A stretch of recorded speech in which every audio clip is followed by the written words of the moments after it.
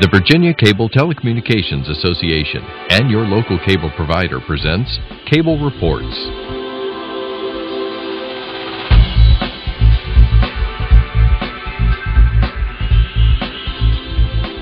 Join us now as Cable Reports brings you up to date on current issues facing the Commonwealth through discussions with your local legislators and other policymakers from across Virginia.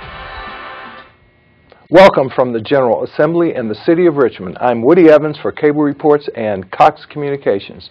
And a very warm welcome to a special guest, the Vice Chair of the Finance Committee in the House of Delegates, Tim Hugo. Welcome, sir. Woody, thank you for having me today. I appreciate it. No problem.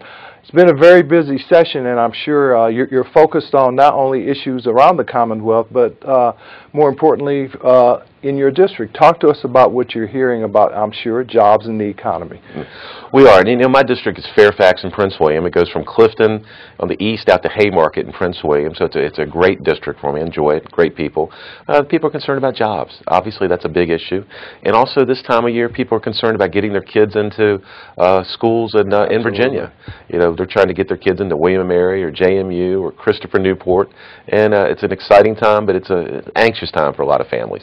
Well, let's talk about that issue specifically, because I know that's one you're very passionate about, ensuring that residents of the Commonwealth get into our institutions of higher learning. I really am, and one of the things we're looking at and been trying to push, and we've had some success on over the last few years, is try to get some of our big schools to accept at least 75% in-state students. 75%. You know, my alma mater, William & Mary, sometimes they only accept 60%. So we've got kids in Northern Virginia and across the Commonwealth that are making 4.0s, 4.2, 4.3, great SATs, and not being accepted to William & Mary, to Virginia Tech, to UVA. And I think we've got to do something about that. So we're trying to push the schools on that, trying to make them require 75% in-state students.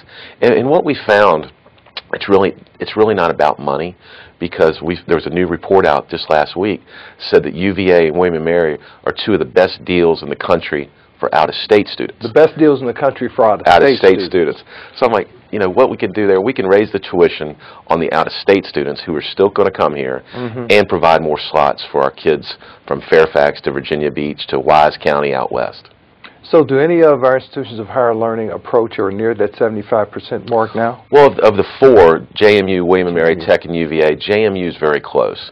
UVA is getting a little better. William & Mary, we still got to work on them, and Tech's right around 70%. So we're pushing them. We urge them every year. We've put money in the budget to try to encourage them. I've got a bill out there to require it, and part of it is just jawboning them, telling them, hey, this is important to our kids. I can't tell you, I've got a friend of mine, had a fine daughter, very nice, smart young woman. She had to go out of state into North Carolina, and she had over a 4.0. And her SATs were outstanding, and just didn't quite get it. So that's a real problem for us, and I think it's something we've got to make the colleges address, because they are public colleges, which means they have to address the public needs of Virginians here. And certainly it's the right thing to do for Virginia residents. Absolutely the right thing to do for Virginians. Now, another matter you've been working on, it's been highlighted recently because of the tragedy at Sandy Hook, is mental health. Talk to us about the bill that you've been pursuing in that regard. Well, one of the things we're trying to do is make the universities work with some of the mental health facilities and groups around the state, and we're pushing them to do agreements. So if there's a problem with one of the students, that within the law that they'll notify the college, and then vice versa.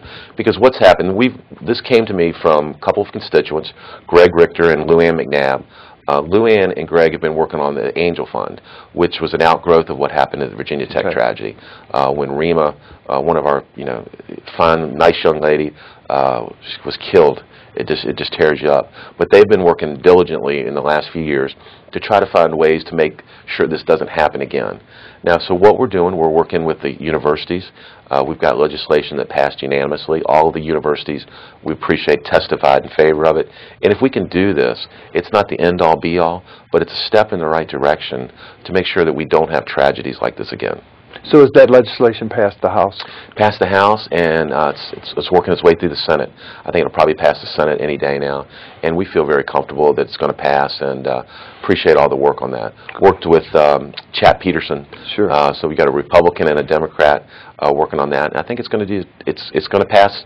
It's going to do good, and hopefully it'll make sure something like this tragedy like at Virginia Tech never happens again. Now, sticking to education, the governor has had a pretty aggressive proposal in terms of charter schools, for example, Teach for America, the ability of the state to take over failing schools, as well as a raise for teachers that hasn't occurred since, what, 2007? Absolutely. No, I appreciate the governor. He has been very proactive on this. We've got a 2% raise for teachers, which I think we need to, we need to pay our teachers well. They work hard. We put a lot of demands on them, and we need to make sure they're compensated. The governor's put some packages on charter schools. I think that's critically important. If you look at states like Florida will have 500 charter schools. I think we have less than 10. And there's something wrong. Even when the localities have the opportunity to do a charter school, they're not exercising that opportunity. So what the governor's trying to do is kind of push them and possibly encourage them to do it, or if not, have the state take and create some charter schools. And I think this is something that's important. We need innovation.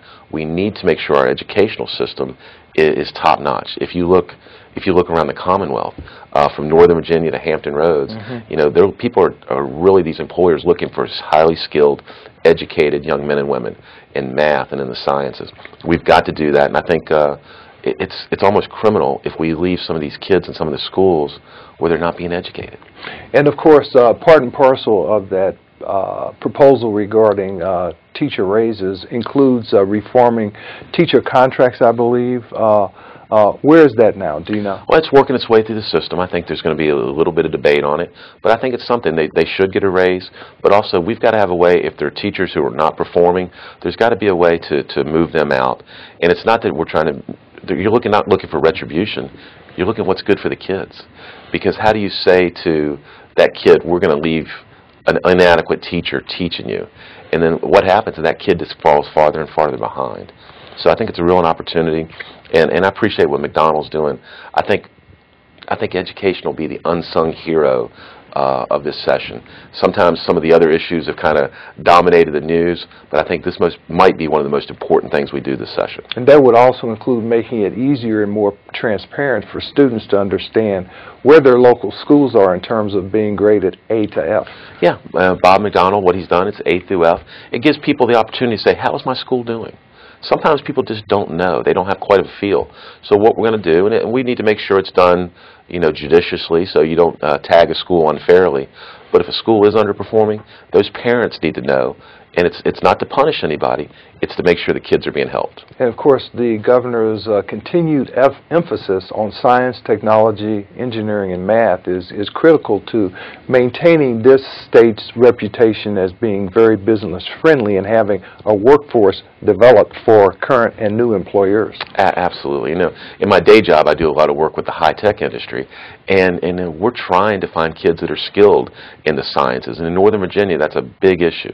We have more data centers, more high-tech companies up there, and if we don't find these employees, these companies are going to move elsewhere, and that's a real problem. So we're working on that. Where many times we're getting people from overseas that'll come in that are educated, but we've got to also make sure that we've got the kids coming out of our high schools and universities that are ready and able to go and produce in this century we live in. Now, how important are the community colleges in that regard? Of course, there are students and families who can't afford to go to our institutions of higher learning, number one, and there are a lot of adults who have lost their jobs who need retraining. I'm a big fan of the community colleges, and I want people to think, some people, 20, 30 years ago might have thought that the going to community college was a lesser step. I don't think it's a lesser step. I think it's just an alternative step. It's an alternative route to a good education. I think our community colleges are doing a great job. They're a great opportunity, like people that maybe don't have the money, need to stay home, or maybe have a job that they need to work part-time on.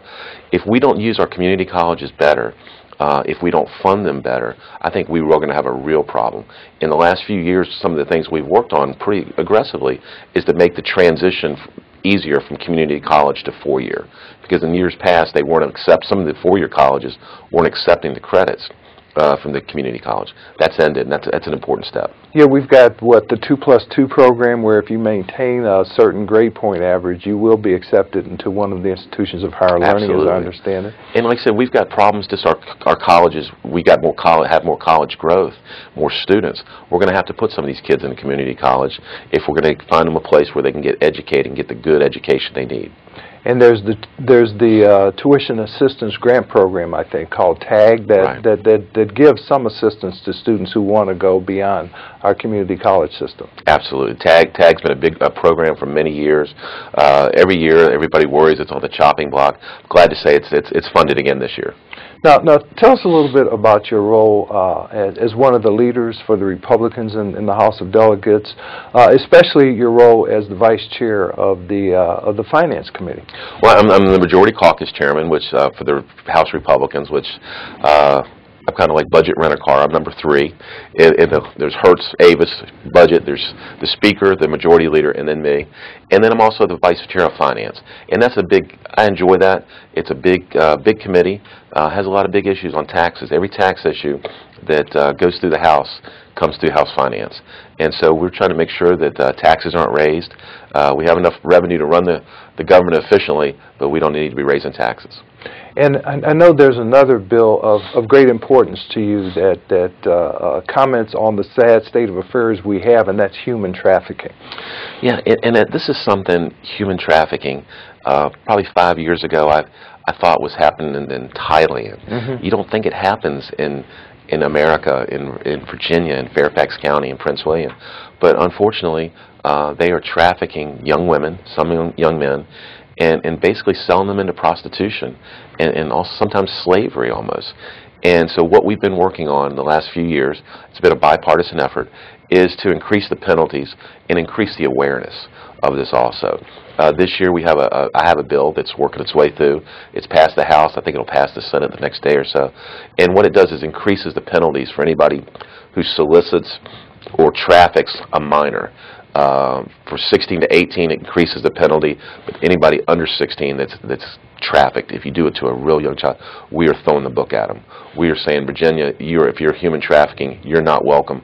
We are going to run you out of business. We're going to run you out of the state. I think there was another bill that related to truck stops and human trafficking, the posting of some kinds of notices. Yeah, they were trying to just make sure. It's a lot of times it'll happen. Sometimes at some of these stops that they posted notices, just kind of a hotline. Right. If you see some young person that doesn't look like right, that looks like they're entrapped in something isn't where they should be, you can call this 800 number, and I think it's a good start. So how big a problem is this in the Commonwealth, and are there any groups who are advocates for persons who are subject to this?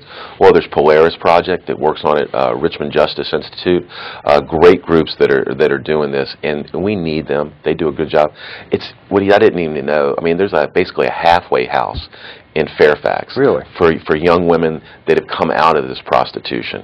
It's to basically they've been so wounded personally, they take them to this halfway house and they try to re-ingratiate, get them back into the normal life because they've been scarred. And it's happening. It happens in Centerville. It happens in Fairfax.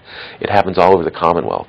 And I think one of the things we can do, and I appreciate your show bringing this up, is just bring awareness to it. Right. Because when you talk to people like, that doesn't happen here. Well, yeah, it does. It happens in your backyard, and you just don't know it.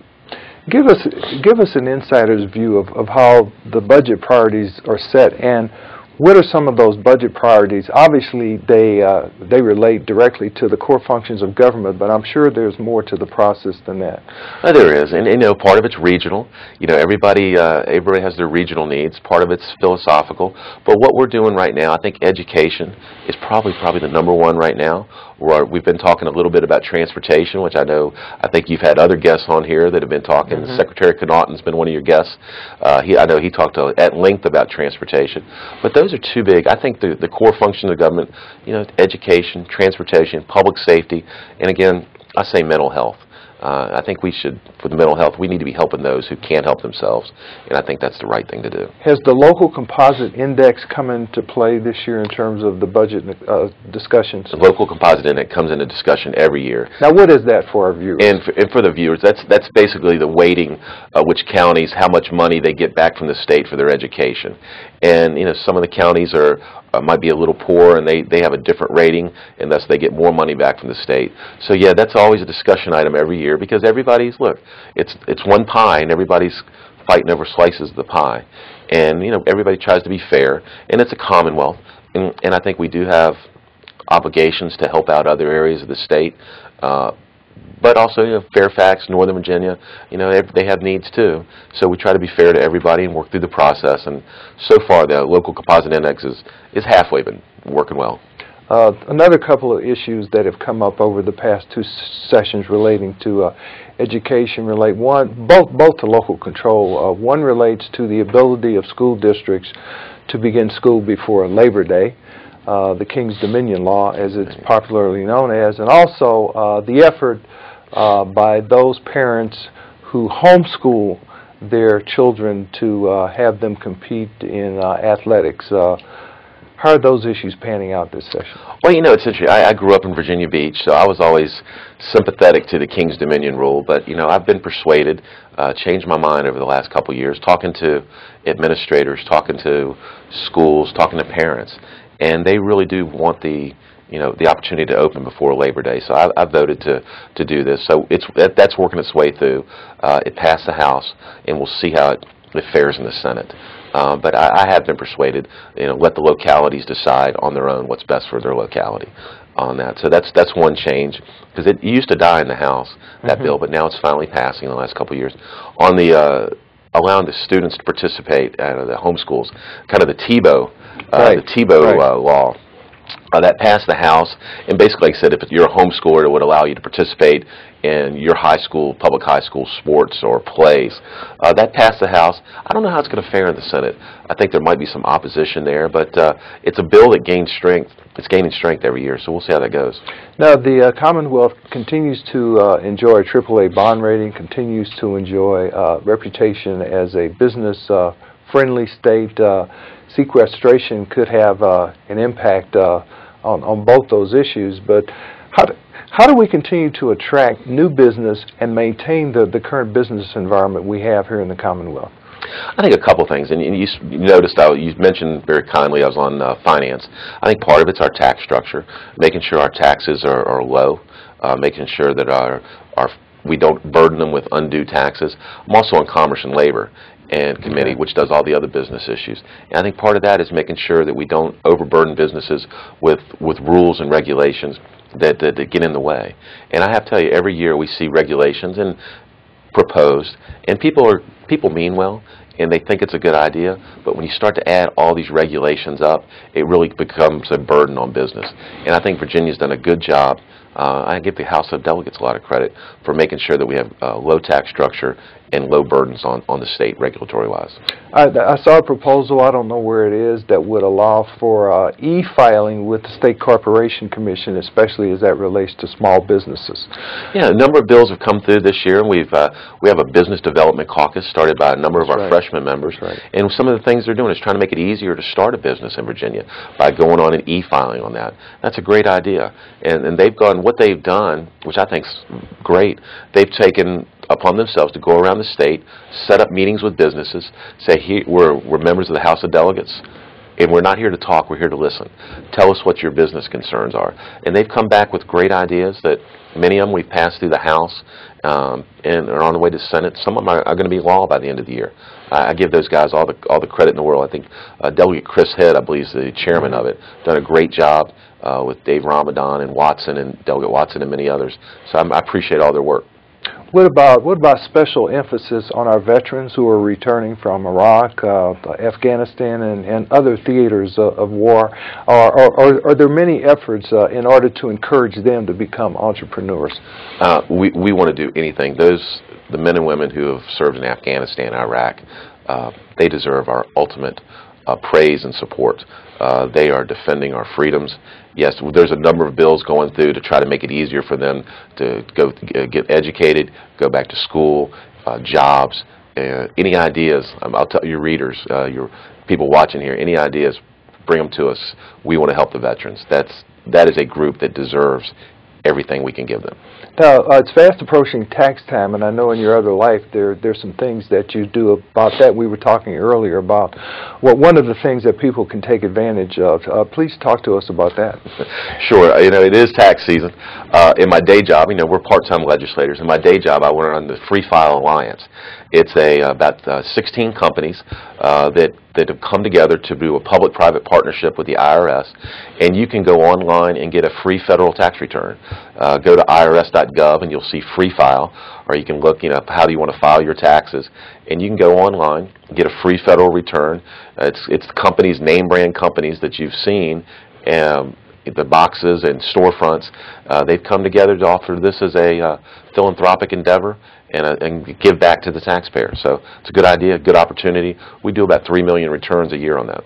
Now, we talked a little bit about mental health, and of course, health care is back before us. As you know, the Affordable Care Act, or Obamacare, was upheld by the United States Supreme Court last year. One of the things it did provide to states like Virginia is more flexibility in terms of whether to expand Medicare coverage, and I think that matter is still before the Commonwealth, as well as a related issue about these exchanges that are to be set up as well. Now, where are those two issues right now, and how does that Medicaid expansion affect the budget process? Well, it's a big question. We've passed some legislation now that says, we'll look at it, but they've got to have reforms. But I tell you, there's a lot of skepticism about how that's going to work. And the reason is the administration, the Obama administration, the federal government will pay for the first few years, 100% for the first few years. The problem is once you get past those first 3 years, they start picking up 90%, and that could put about a $200 million hole in our state budget. So I think we've got to figure that out. That's a huge chunk of money. So at that point, we'll have to make a decision if we go forward with this. And I don't think that we're ready to go forward yet. But if they were ready to go forward, you've got a budget. Are we going to raise taxes $200 million? Are we going to cut spending on roads or education $200 million? There's all sorts of decisions there that will need to be made. It's not an easy one on this Medicaid expansion. I think Virginia has taken a very slow, prudent approach. We need to see what the rules are, and that's part of the problem right now. The federal government hasn't promulgated all the rules yet. So they're asking us to basically play, but we don't know what the rules are going to be. So I've urged the Speaker, the Governor, everybody, let's take it very, very, very slowly. If not, we could be in a budget crunch in a couple years out.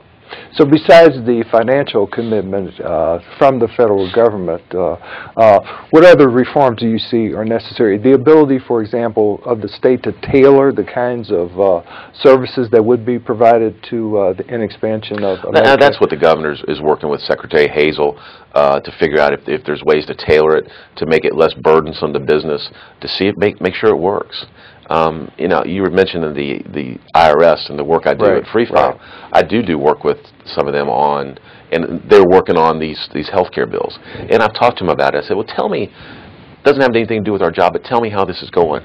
And they made a joke once. I said, well, some people are saying you're going to have to hire 16,000 new employees to run the health care. They're like, oh, no, it's no more than 12,000. And I'm like, oh, my goodness, And they said, no, we're really trying to figure it out. And I get this through my day job. They haven't figured out yet how to make it all work. And that's why, if they haven't figured out at the federal level how to make it work, I don't think we should proceed yet. I think we need to take it very slowly, or we could be in a situation where we've created a mess and we can't get out of it. And I take it the state has made a decision to allow the federal government, at least for the meantime, to create and run this health care exchange. Well, if we don't set it up, the federal government said they'll come in and do it. So I don't think we had the choice in that.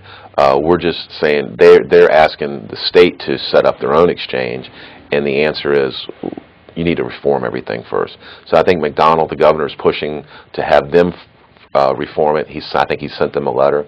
I don't think he's got an answer back yet. So No, time will tell. If we have to, here's what I think. Sure. Let's take our time. If we have to have a special session, that's okay. We can come back, but let's do it right. Now, this exchange would be a marketplace, at least in theory, where I, as a consumer, could go to either online or otherwise, where a list of companies that would offer health insurance to me as a consumer would be resident, and I could pick and choose among various options from those insurance programs? That's the plan. That's how they envision it. But I think the devil's in the details. We need to make sure, like I said, this is a huge undertaking. We're changing the way 1/5 of the economy is handled. That much, 20%. I think we need to move very slowly on this. Wow. Another area of some concern relates to the state training centers, and I understand that there's a transition that will be going on this year and beyond, relating to the people who have been in those training centers for many years, a lot of them who have been there literally through their formative years and now adult years. What's going on in relation to that, and what impact on the budget does that have? Well, the federal government court case is basically said we have to close down most of the training centers. And these training centers are for people with mental disabilities, have some severe mental disabilities. And they've been limiting some of these around the state. There's one in Northern Virginia, there's one Southwest. And I went out there for a tour one time, and I was going to be there an hour. I stayed about 5 hours. It just breaks your heart.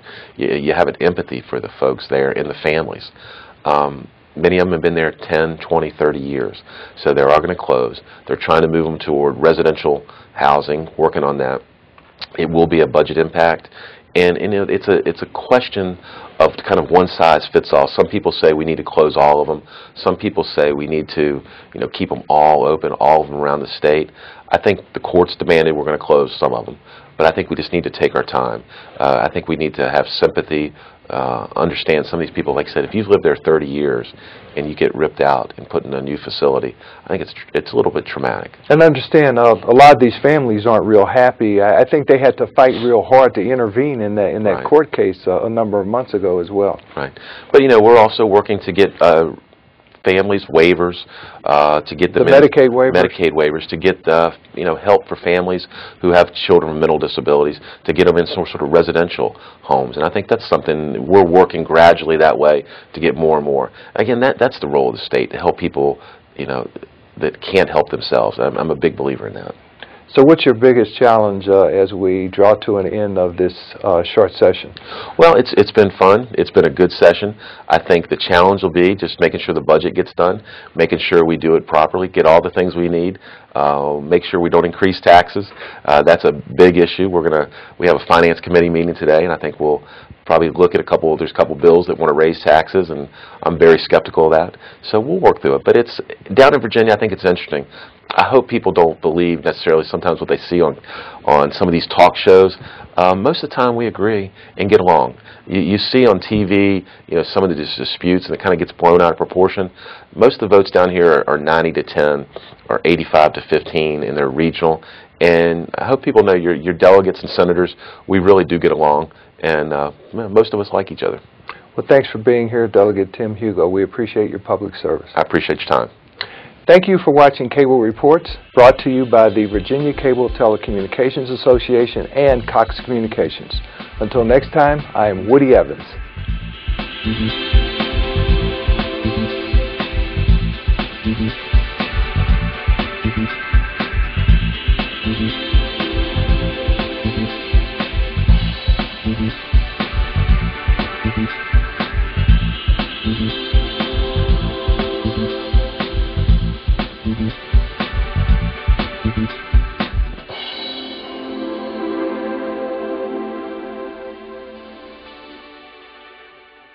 Thank you very much. Hey guys, thank y'all very much. Sure appreciate it.